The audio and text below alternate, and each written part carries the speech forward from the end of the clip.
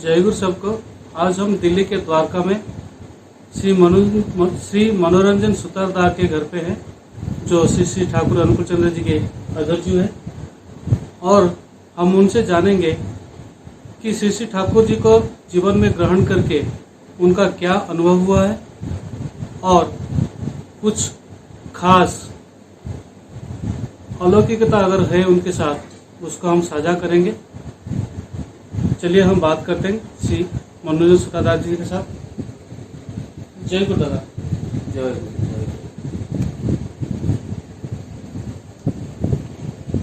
सबसे पहले अभी जो कोरोना महामारी की परिस्थिति में हम लोग एक तरह अपने अपने घरों में बंदी जैसा रह रहे हैं, और ठाकुर जी ने इस बंदी परिस्थिति में भी कुछ सुযোগ दे रहे हैं जिससे हम अपने मन की बातें, जीवन की अनुभूति और आने वाले परिस्थिति का कैसे हम लोग सामना कर सकेंगे। ठाकुर जी ने इस सत्संग के माध्यम से, सत दीक्षा के माध्यम से, सत मंत्र के माध्यम से हम लोगों की सुविधा निरंतर मिल रहा है और आने वाले 10,000 साल तक भी मिलता रहेगा, ऐसे आश्वासन ठाकुर जी ने दे रहे हैं। साधारणतः हम लोग जब परमपिता के साथ दीक्षा के माध्यम से युक्त होते हैं तब हम नित्य प्रतिदिन आत्मविश्लेषण करते हैं। ठाकुर जी ने जो दीक्षा के माध्यम से जो जाजन जाजन इष्टवृत्ति स्वस्थ सदाचार के बारे में बोले हैं, जब उसको हम दीक्षा के माध्यम से ग्रहण करने के उपरांत जब हम प्रैक्टिस करते हैं, पालन करते हैं दिन में, तो दिनों दिन जीवन की अनुभूतियाँ हमें खुद इंस्पायर करता है। उस अनुभूति इस प्रकार होता है कि देखते हैं हम नाना रकम समस्या के बावजूद भी हमारी जीवन, हमारे परिवार, हमारी परिवेश इतना श्रृंखलित रूप से, इतना संतुलित रूप से हम लोग एंजॉय करते हैं, उपभोग करते हैं। वही अभी जो दादा बोल रहे थे कि क्या अलौकिकता है, अलौकिकता के बारे में ठाकुर जी ने जो वाणी दिया है उसमें मैं आपको अवगत कराना चाहता हूँ। किसी बंगाल के कवि ने लिखते हैं,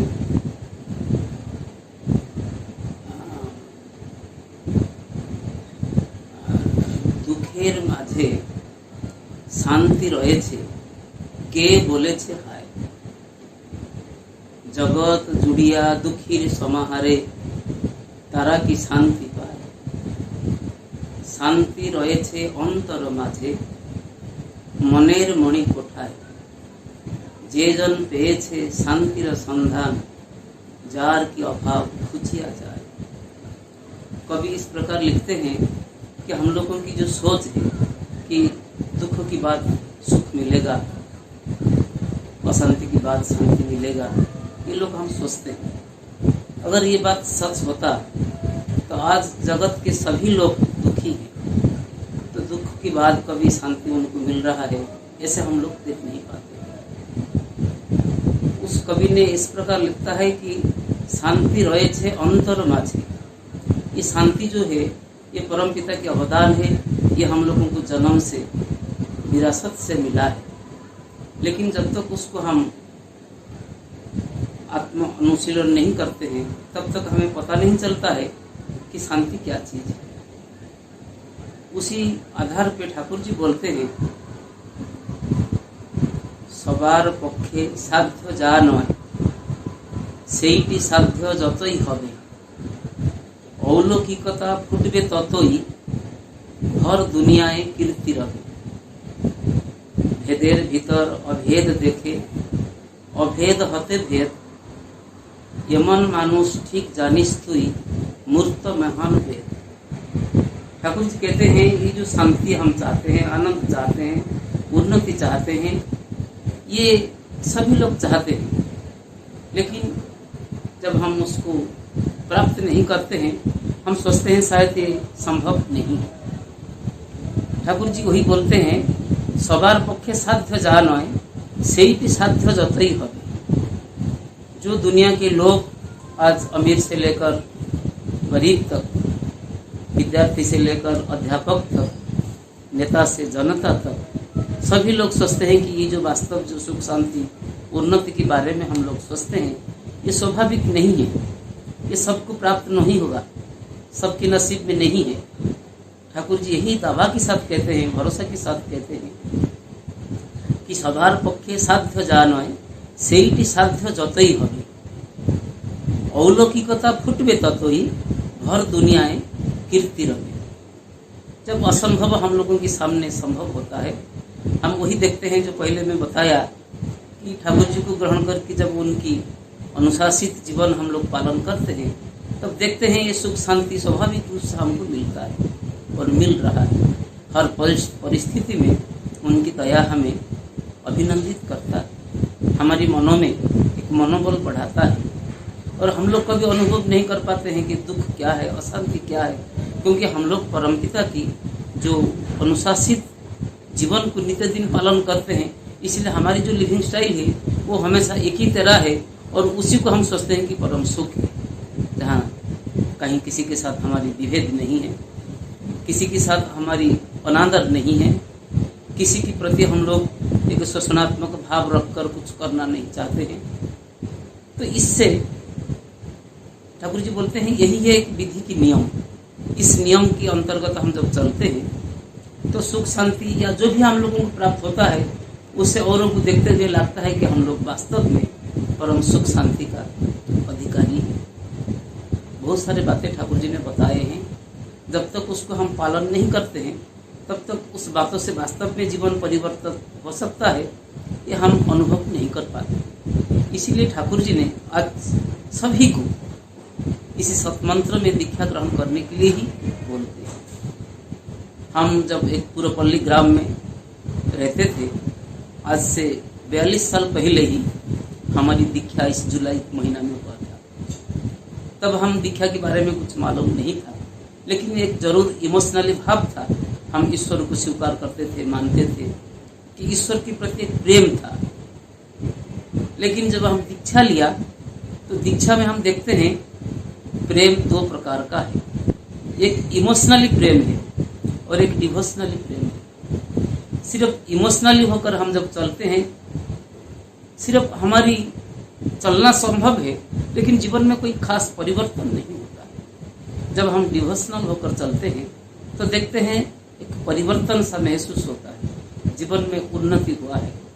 ठाकुर जी वही बोलते हैं सत्यानुसरण में, जब तुम्हारी जीवन में प्रकृत उन्नति नहीं होता है, उससे तुम कदापि आनंद लाभ नहीं कर सकते। उन्नति के साथ आनंद की भी जरूरत है। उन्नति हम सिर्फ चाहते हैं, जब वही प्राप्त होता है तभी हमारे मन प्रसन्न होता है, हम आनंद को अनुभव करते हैं। आज इसी संकटापन्न परिस्थिति में भी हम लोगों की जो मन की स्थिति है, ठाकुर जी ने ऐसे ही इतने ऊर्ध्व में रखे हैं कि इतने समस्या के बावजूद भी हम लोग अपने आप में सुरक्षित है, सुनियंत्रित है, सुकेंद्रित होकर जीने की जो आदत हमें कहीं दुख और अशांति का कारण कभी हम नहीं बन पाते। जब हमारी कोई बोध नहीं था, जब हमारी कोई अनुभूति नहीं था, सिर्फ हम लोग एक इमोशनली होकर ठाकुर जी की जो जजन जाजन इष्टवृत्ति करते थे।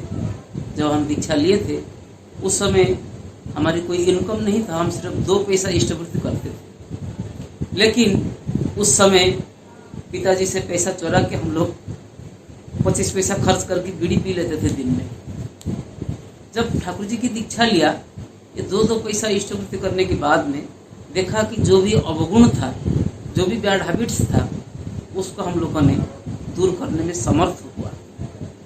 वही चीज हम आशा करते हैं हर एक व्यक्ति से। आज मनुष्य के अंदर बहुत सारे दुर्बलताएं, बहुत सारे कॉम्प्लेक्स माइंडेड होकर मनुष्य आज अपना आप में दुखी है। दुख किस कारण से होते हैं, उस कारण का जो समाधान हमारे पास नहीं है। भगवान बुद्ध जब आए थे, भगवान बुद्ध कहते हैं कि संसार है दुख का खाड़, इच्छा है इसी का कारण, इच्छाओं पर सही नियंत्रण दुखों का करे निवारण। जब मनुष्य के पास दुख आता है उसमें देखा जाता है कि उसका कुछ ना कुछ आस रहता है, कुछ ना कुछ रिक्वायरमेंट उसके ऊपर रहता है, तभी वो दुखी होता है। लेकिन ये जो हम ठाकुर जी ने जो सतमंत्र दिया है, अगर हम नित्य दिन 5 मिनट 10 मिनट बैठ के जप करते हैं तो देखा जाता है कि जीवन की जो रिक्वायरमेंट है वो धीरे धीरे घटने लगता है, परम संतोष की अनुभव होता है। लगता है कि विश्व भुवन की जो भी सारे वैभव है वो हम लोगों को प्राप्त हो रहा है, बिन मांगे सब मिल रहा है। ठाकुर जी ने इस दीक्षा के माध्यम से एक चीज बोला है, एक वाणी बोला है। ठाकुर जी बोलते हैं, first be initiated come on to me to accordingly and everything will be added on to you. मनुष्य का जो प्रयोजन है मनुष्य से ज़्यादा परमपिता को मालूम है। अगर हम नित्य दिन सिर्फ ठाकुर जी के पास यही प्रार्थना करते हैं कि किससे मेरा मंगल होगा, वो मुझे मालूम नहीं है, आपकी इच्छा ही मुझे अवश्य मंगल प्रदान करेगा। ठाकुर जी यही चाहते हैं कि जजन जाजन इष्टवृत्ति करने के माध्यम से उसकी जीवन स्वयं एक जो पराधीन से ओवरकम करके वो लगता है कि खुद उसका जीवन के प्रयोजन को खुद महसूस कर सकता है। किससे उसको फुलफिल करेगा उसका भी निदान उसको मालूम हो सकता है। तो जब हम ईश्वर मुखी होकर चलते हैं, ईश्वर की अनुयायी होकर चलते हैं, उनके दिए हुए पथ पर चलते हैं, ठाकुर जी वही बोलते हैं कि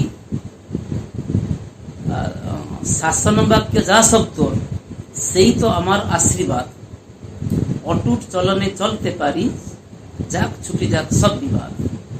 जो अनुशासन जीवन है, अगर हम खुद चलते हैं, हम अगर कोई अपराध करते हैं तो अपराध करने से पहले अगर हम स्वीकार करते हैं उस अपराध को, तो परमपिता यही चाहते हैं कि हमारी अनुशासन तब हमें खुद रियलाइज हुआ कि ये काम मेरे से गलती हुआ है।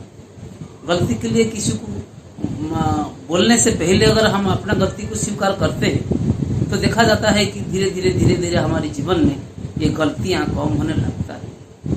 तब महसूस होता है कि मेरे जीवन में आदर्श हैं।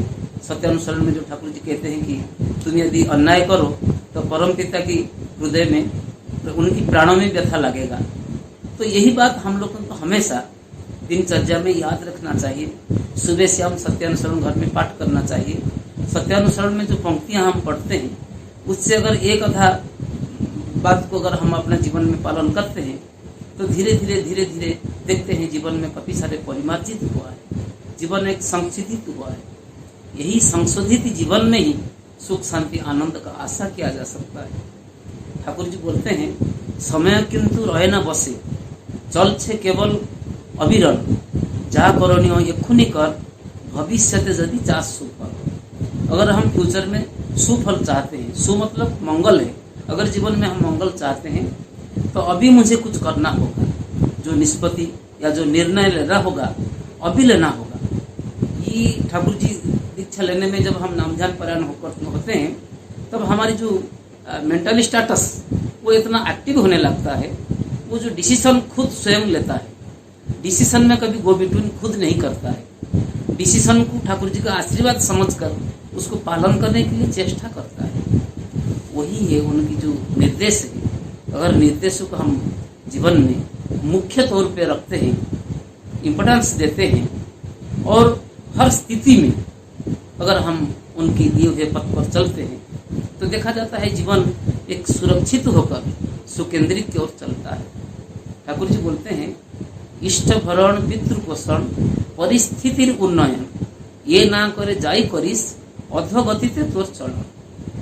हम इष्ट वृत्ति तो अपने साध्य मुताबिक कर रहे हैं। अपने माता पिता का जो सेवा है, उनको जो भरण पूर्ण है, हम लोग अपने साध्य मुताबिक करते हैं। लेकिन ठाकुर जी कहते हैं कि परिस्थिति का उन्नयन, ये बात इम्पोर्टेंस है।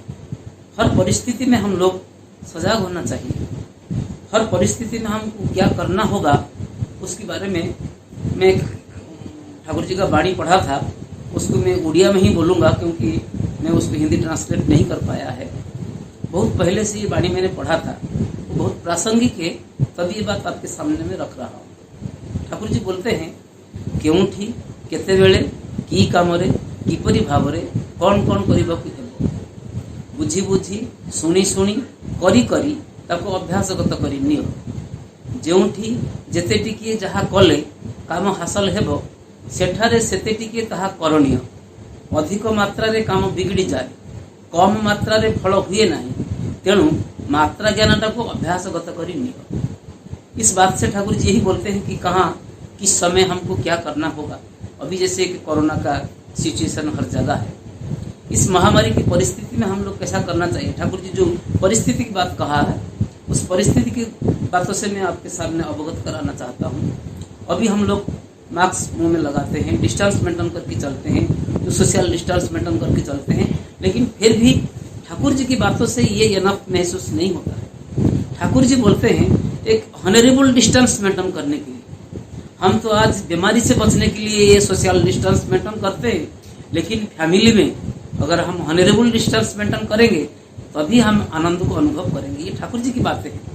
अगर हम एनालिसिस करते हैं कि घर में मेरे माता पिता है, मैं क्या उनके साथ ऐसे ही हॉनरेबल डिस्टेंस मेंटेन कर रहा हूँ? मैं क्या उनकी इच्छा की माफिक चल पा रहा हूँ?